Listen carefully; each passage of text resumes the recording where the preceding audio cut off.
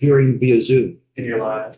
Welcome to House Education on Wednesday, April 15th, April 16th. Last time I did this. It is with it. Anyway, we passed a bill out of this committee dealing with chronic absenteeism, but we have today an opportunity to sort of learn more about it. And frankly, I'm just going to turn it over to the two of you to introduce yourselves and proceed with what you have to tell us. Not sure where to go. I'm sorry. Thank you so much. My name is Dr. Heidi Schumacher. I'm a general pediatrician in Burlington. And my name is Chelsea Leroux. I'm the school engagement clinician for the Colchester School District. So I work district-wide. So I think I'll start and then Chelsea will follow up. So Chair Conlon and members of the committee, thank you so much for having us. As a general pediatrician and a former schools administrator myself, it is a pleasure to testify for this committee on a topic that is of great interest to me and I think concerns all of us who care for children and families' school absenteeism. So I am pleased that you all have advanced House Bill 930 and in so doing emphasized a continued shift from compliance to connection that we need to make in our approach to address school absenteeism, one of the most consequential issues impacting the education and well-being of our communities. When I worked in schools, my division of health and wellness's mission statement included the phrase, healthy bodies and minds are the foundations of academic success. And I still carry that with me in my work every day as a pediatrician. Through my clinical practice and my work in schools, I've experienced that when kids and families are healthy and their basic needs are met, they're much more likely to attend school every day. When they attend school regularly, they're able to access not only the high quality instruction and the incredible investments that your committee has supported, but they also build relationships with peers and trusted adults. For many kids, it's their sole or primary source of healthy meals. They access therapeutic services and many other resources. When they attend school regularly, they're more likely to meet their academic milestones as early as third grade. They're 7 times more likely to graduate from high school. They're better prepared for the workforce, and they're more likely in the long term to live longer, healthier lives, sometimes with a life expectancy difference of up to 10 years, even after controlling for other factors. And of course, all along the way, when they're in school, their parents and caregivers are able to be productive and engaged in the workforce. So in this way, I've really become convinced that regular school attendance and engagement for young people is the foundation for indicator of a healthy, thriving community. But how about when there are health or social or other barriers that make it hard for kids to get to school every day? I know you know this, but common health and social concerns are leading causes of absenteeism.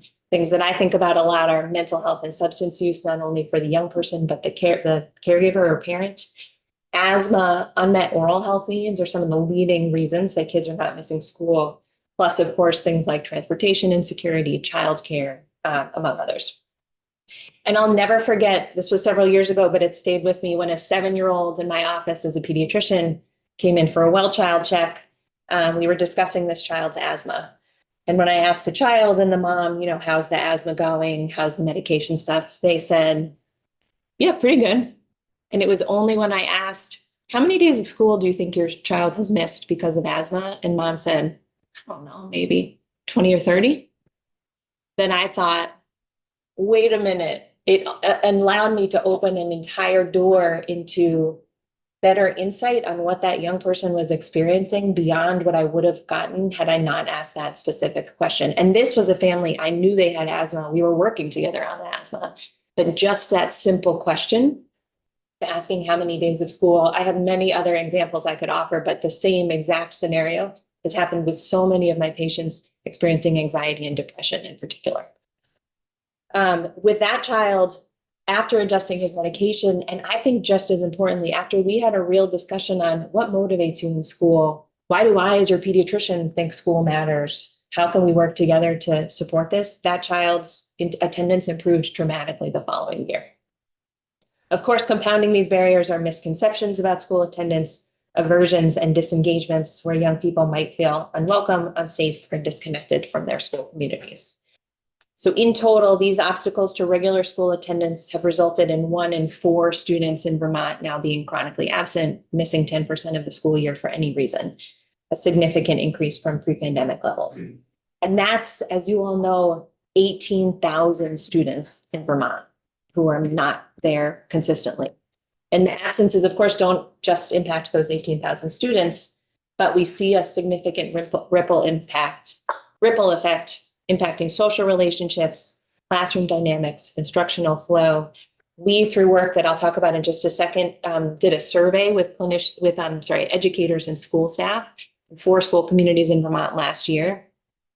And of those 241 Vermont educators and school staff who responded, 2/3 of them reported feeling less efficacious, and 60% of them reported less satisfaction in their work as a result of their students' absenteeism. As a result of this student absenteeism, we also know, again, that thousands of parents and caregivers are not able to be productive in the workforce. But I think maybe the perspective that I can most offer here is that we know the root causes and the impact of school absenteeism are way too big for schools to solve alone. We cannot punish our way out of these root causes, and we have to collectively leverage missed school. In clinical practice, we call it a pediatric vital sign, missed school. And in school settings, leveraging school absenteeism as an early warning indicator that something's amiss for that young person. Lots of evidence-based interventions that I know you all are familiar with, and I'm happy to talk more about. I think what I would offer is we shouldn't forget that anything in my mind that's an intervention in the school that supports the health and well-being of those young people is an attendance intervention. Having a school nurse in the school building is an attendance intervention. Having school-based mental health services is an attendance intervention, et cetera. And one particular effort before I turn it over to Chelsea, I just wanted to highlight has been that work we've done with funding from the UVM Leahy Institute for Rural Partnerships. A group of us at UVM supported 4 communities across the state. In each of those communities, a school district and a primary care practice to partner together to really try to amplify with aligned messaging the importance of school, to use the attendance as a metric that they could leverage to identify kids who may be disengaged from school and from healthcare. We also had a statewide summit last fall at Killington in partnership with the Agency of Education. And we've really done a lot of trainings and technical assistance across the state. There are so many bright spots to celebrate that I'm happy to share in detail, but many of those school districts dramatically decreased, like by 50% in 1 year, their chronic absence rates as a result of these really intentional investments, starting with mindset in both the school and healthcare space, moving through data, and really leveraging cross-sector multi-tiered interventions to support attendance. And I'm happy to talk more about that if of interest. So we need other sectors to come into this work. Faith, communities, business, housing, all play a role to ensure that kids can be in school so that they can learn and grow, their caregivers can contribute to the workforce, and communities can thrive. So grateful for your all attention to this issue. I'm so excited about the movement with the bill, and I'm really inspired by your work and the work of the Agency of Education, because I think we're all in this together, and we know when kids are in school every day, communities can thrive. So thank you so much. Representative Brady. Right, a question, but maybe it will be answered in your testimony, Justin. Can you talk just briefly about what some of those other interventions are, like beyond the sort of messaging piece? Then what are some of the, but if it's coming, feel free to table the question for now. I can just maybe give a quick frame, but I know Chelsea's going to talk about some examples. I mean, I think To mine. specific to Colchester. So I'm also on the board of Attendance Works, the national Yeah. organization that does work in this space. So most of what I'm saying comes from there. Good work. I mean, I think generally speaking, if you think about a multi-tiered triangle, starting with foundational supports that reach everyone. Again, I'm a pediatrician, so I come to this mostly with a health lens, but having kids up to date on their immunizations, well child checks, having their basic needs be met, have a roof over their head, sort of that foundation of Maslow's hierarchy is one of the most important foundations. But then sort of within the school space and really leveraging, I know you just heard from the community schools folks, sort of a community-based approach.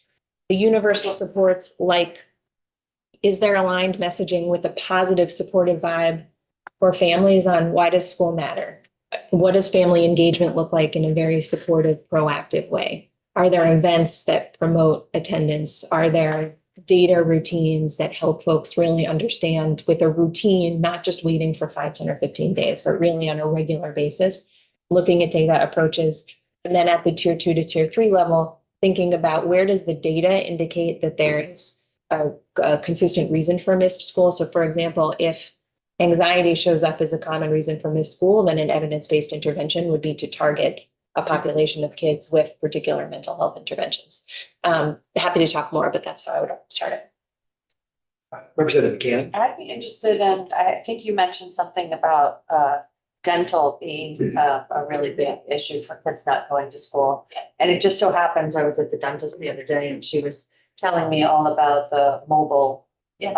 that are going out to schools. Yes. And how many kids they actually see in a day with 2 chairs inside their mobile, whatever. And I was like, wow, that should be going out everywhere. And that would be great if we had the funds to be able to do that. So I'm just wondering, like, what does the data look like just around the dental? Yeah, so it's a great question. So I think the program you're referring to is 802 Smiles. It's a health department funded program or supported program where they partner with local dental providers. It's mostly dental hygienists actually that go into the school. They do exams, sometimes basic cleanings. There's sort of different tiers that the school can sign up for. It's a tremendous program. It's pretty widespread, but there are some gaps. I think what we find for many folks is they might get the cleaning, but especially for our rural communities, then finding a dentist who will accept Medicaid, who will do the rest, can be very challenging. But it is a great program. I think they've had great success with outreach, but we saw here and across the country during the pandemic in particular, the rates of young people who had unmanaged dental caries, cavities, really dramatically increased, and we're still seeing the impact of that. This was a Plainfield Health Center. Yeah. They said they send out 2 hygienists and a dentist. That's great. Whenever the bus goes. Yep, that's great. That's a great model. That's I'm going to read this just so that I don't leave anything out. Good morning, members of the House of Education Committee. Thank you for inviting me to testify about chronic absenteeism in Vermont and my school district's response. My name is Chelsea LaRoe, and I'm the school engagement clinician for the Colchester School District. This is my 4th year with the district, and before this position, I was an investigator at the Burlington Department for Children and Families Family Services Division. I mentioned my previous role as a DCF social worker because I have 13 years of unique experience that has shaped my role as the school engagement clinician. While working with DCF, when an assessment for truancy came across my desk, there was a standard process in place. Families, schools, and students were contacted. Truancy was confirmed and a truancy petition was filed. The court hearings were held within a day or 2, and supports were put in place to support the student and family. There was the threat of education neglect and a question of whether the child's needs were being met and if the child needed to be placed somewhere where a parent could meet their needs. Truancy court was not as effective as we had hoped, but for some families, the law was enough to get students back on track.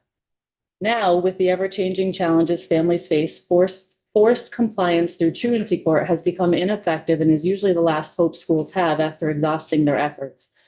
While the barriers and challenges students face continue to grow each year, mental health, trauma, unhoused families, food insecurity, substance use, financial insecurity, the list can feel endless.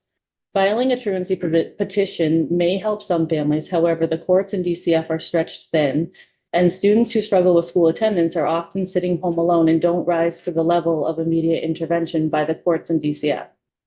The nature of DCF is that the immediate danger is addressed first, and with the number of emergencies that come through the system, students who are avoiding school may go unnoticed.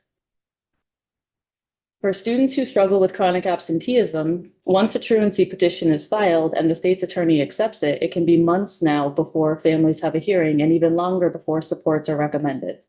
For some families, chronic absenteeism has been an issue throughout their school career.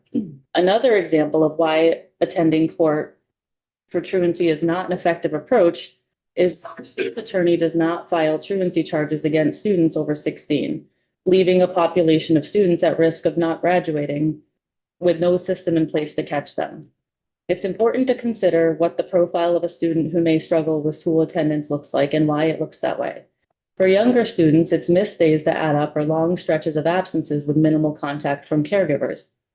What we don't see up front is the caregiver whose car broke down and there's no money for gas, or a family exhausted because there's 7 people in a hotel room and the baby was up crying all night. For older students, they either stop attending school or refuse to attend, and caregivers become frustrated with the constant struggle to get them to school. What we may not see is that the student is too anxious to walk into the building, or the student is worried about their caregiver who's using substances and may not be alive when they return. These were all true stories for us, but when families are struggling, connection and support are what will build trust. As the school engagement clinician, my role is to create systems within our district to help address the barriers our students and families face that impact their ability to attend and engage in school. Although chronic absenteeism numbers have been declining over the last 4 years, the number of students struggling with coming to school remains staggering. The shift from compliance to connection is how we will increase school engagement. So I'm going to give you 5 examples of how our district is incorporating connections. So number 1, Heidi was talking about the universal approach, or like the level 1. So this is what we do at the or throughout the whole district, is that we send monthly attendance notifications to all caregivers and students, grades K through 12. Notifications have a resource embedded in the message each month, such as podcasts, articles on routine setting, upcoming local learning opportunities, research on chronic absenteeism and mislearning. So these notifications include all absences, so all mislearning, like absences, illness, ill by doctor, tardies and late. And the goal of that is to ensure that parents actually can see upfront how much time their students are missing, because sometimes parents don't realize that. Even I sometimes I'm like, oh wow, that was a lot. Can you do this for every kid regardless of Every whether they've had trouble Yes. struggling to come in the past? Yeah, so that's universal, so that everybody is aware. And then, so school engagement referral, when school teams need extra support with re-engaging a student who's been struggling to come to school, or a parent reaches out for additional support, school support teams fill out a school engagement referral. This initiates additional support from me. I reach out to the family, schedule a meeting with the student and the team at school, and work to connect the family with community resources. In addition, I offer in-the-moment support to caregivers and students in the morning as they try to get their child to school. This type of support varies from text messaging ideas and encouragement to home visit offering in-the-morning support. So this is more of a targeted approach. This would be like a layer 2 or 3. And what we've found is that it's not attainable because there's so many kids. I have about 80 kids referred. So usually it's when the parent I'll respond. And so this is one of our big projects at the school. We do the trusted adult model at the high school. So with the help of a committee and leadership, we identified 2 to 3 chronically absent students per adult. Each time those students are out, the trusted adult, who's the identified teacher, reaches out to the student and family to let them know that they were missed in class. The results were hard to ignore. So we piloted it the first year, and we only had 3 months at the end of the year. And we found that 50% of those students in just 3 months had their attendance, they were not chronically absent during that period of time. So that was hard to ignore. So this year we did it school-wide. And so we've done it all year long, and the results are the same. So we took data in March, and it was 50% of the students they haven't stopped being chronically absent, but their numbers have gone down. So that really ties into relationship and connection. So then we have the No Hungry Weekends program, which is a district-wide initiative providing food to families over the weekend, because we recognize that transportation can be a barrier for families. So we send food home with students.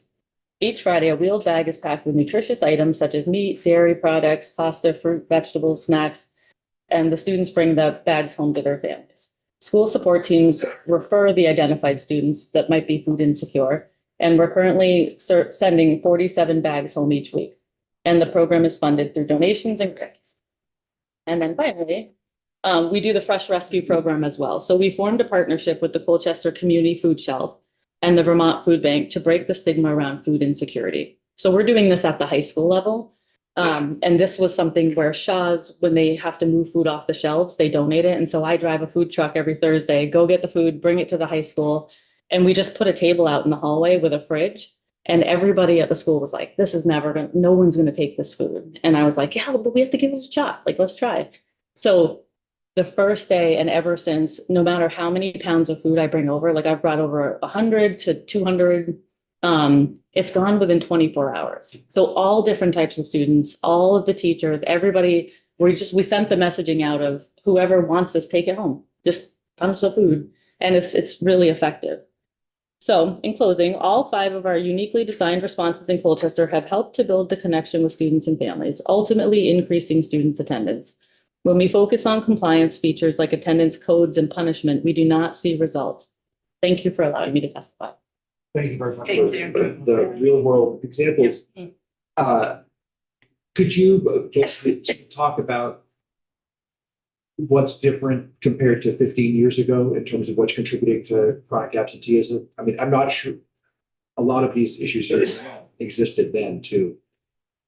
Well, in my experience, 15 years ago, I feel like the court system was not, I mean, they're always bogged down, but I feel like it's different now with the issues that child protection brings. With like, I think mental health people are struggling more since COVID. I think financially people are struggling, especially we're heading into a lot of struggle. It just feels like the weight of all of these barriers are becoming bigger and the courts are being overrun. Like I'm still in communication with a lot of the workers from DCF, and I'll just never forget. I was asking one of them the other day, it was a truancy hearing.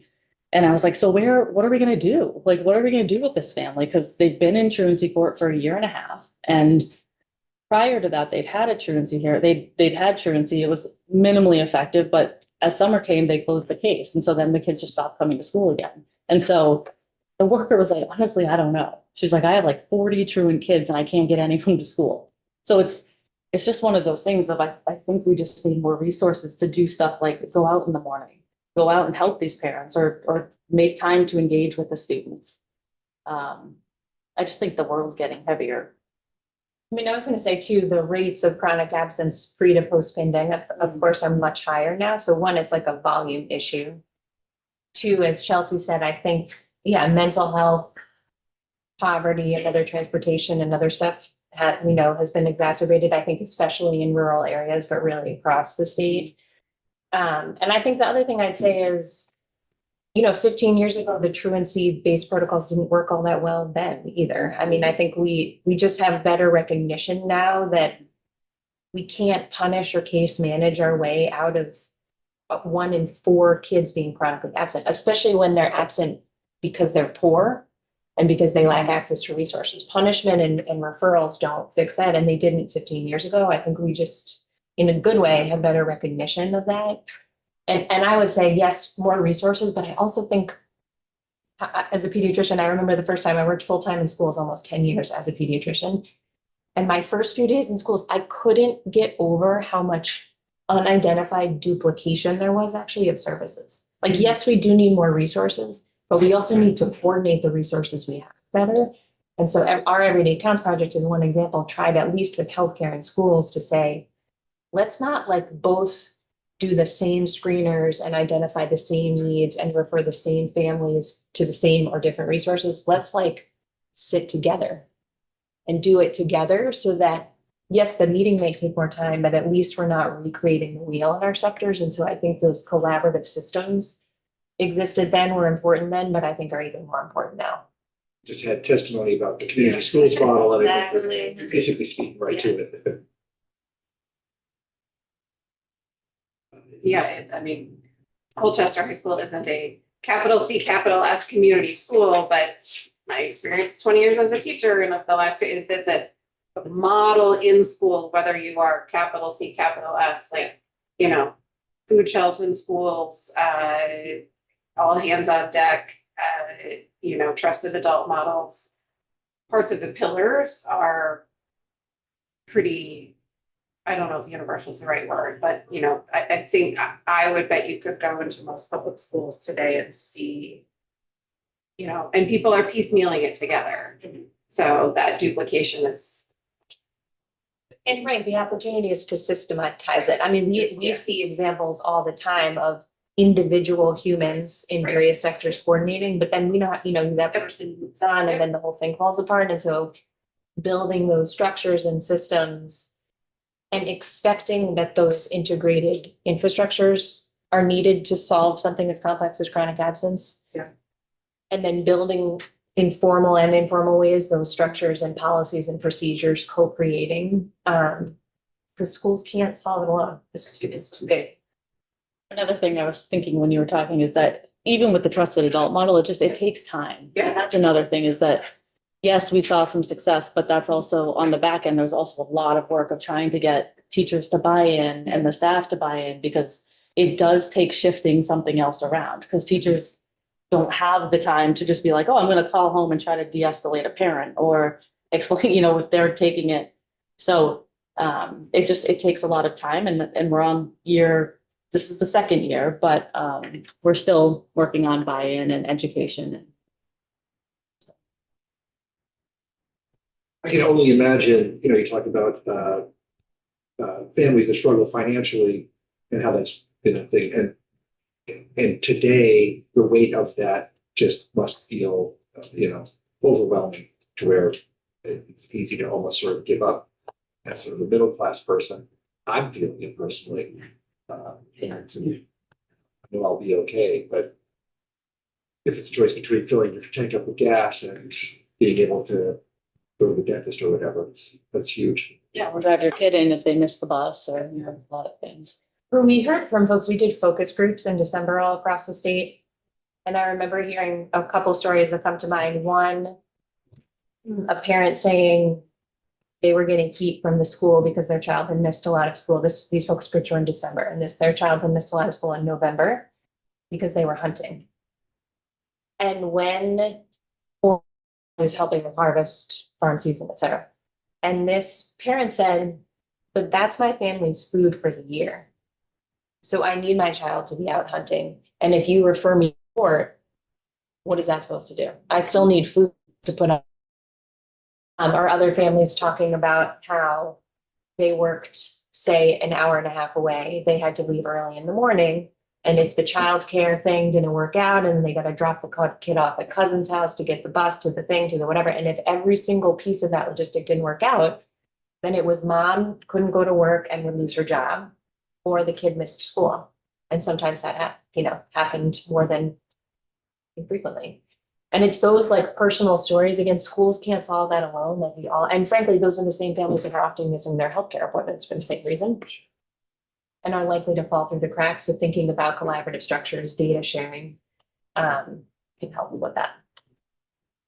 I have one more quick story. So this makes me think about, we were at the high school and we were having a meeting with a student who historically had been missing in middle school, not as much as high school. And so we pulled everybody in together. And so the teachers, both parents came, the student came, and then we found out that the student was working. So there was an employer that had hired him during the day to do like lawn care or maintenance, lawn stuff.